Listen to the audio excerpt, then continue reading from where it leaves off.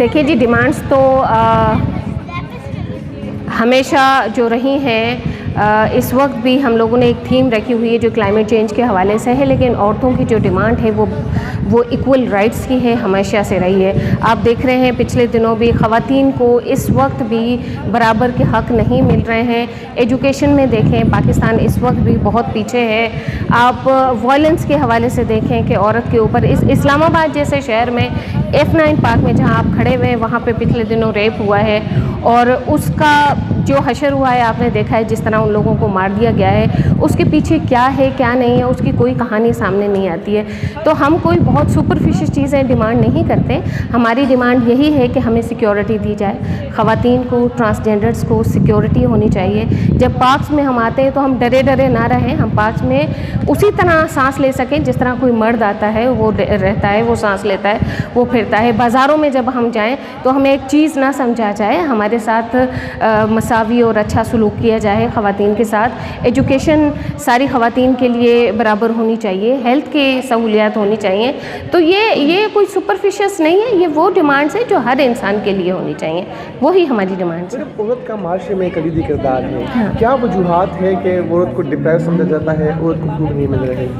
دیکھیں، ایک چیز جس کا نام ہم بار بار لیتے ہیں، جس کا نام معاشرے کو سننے میں بہت برا لگتا ہے، وہ ہے پیٹریارکی کی سوچ، جسے پدرشاہی سوچ کہتے ہیں، جس میں عورت کو ہمیشہ دبا کے رکھنا، یا پاؤں کی جوتی، آپ نے ورڈ سنے ہوں گے کہ پاؤں کی جوتی ہے عورت، یا اس کا وہ انسانی جو حق ہے اس کا وہ نہیں دیا جاتا۔ اس لیے جو یہ سوچ پریویل کرتی ہے ہماری سوسائٹی میں، اس کی وجہ سے ہر فیصلہ، ہر مرد، بچہ بھی ہوتا ہے نا، آپ نے سنا ہوگا کہ خاتون اگر کوئی گلی میں جا رہی ہے تو چھوٹا بچہ بھی اس کے ساتھ دے دیا جاتا ہے کہ اس کو لے کے جاؤ، تم اکیلی نہیں جاؤ، ٹھیک ہے، بیکاز اس چھوٹے سے بچہ جو مرد ہے اس کو بھی فوقیت حاصل ہے اس عورت کے اوپر، ٹھیک ہے۔ تو یہ جو سوچ ہے وہ ہمیں وہ رائٹس لینے نہیں دیتی، اور اس سوچ کی وجہ سے جتنے بھی مسائل ہوتے ہیں پدرشاہی کی سوچ کی وجہ سے ہوتے ہیں۔ ہم نے ہمیشہ عورت مارچ کور کیا ہے، جب بھی آپ کے مارچ ہو، جو آپ کے مطالبات ہیں اس سے زیادہ سوشل میڈیا پر آپ کے بینرز وائرل جو آپ کے وہ ہے وہ وائرل ہوتے ہیں، اس کی وجہ کیا ہے؟ کیوں آخر آپ لوگوں کو ترجیح نہیں دی جا رہی ہوتی؟ دیکھیے جی، بہت ہی کم لوگ ہیں معاشرے میں، لیکن ہیں بہت سارے، جیسے ابھی ہماری اور دوستوں نے بھی بتایا کہ وہ ساتھ دے رہے ہیں، وہ لوگ جو واقعی سمجھتے ہیں کہ یہ جو ریزسٹنس ہے یہ بالکل ٹھیک ہے۔ لیکن لوگ اس بات کو سمجھتے نہیں ہیں،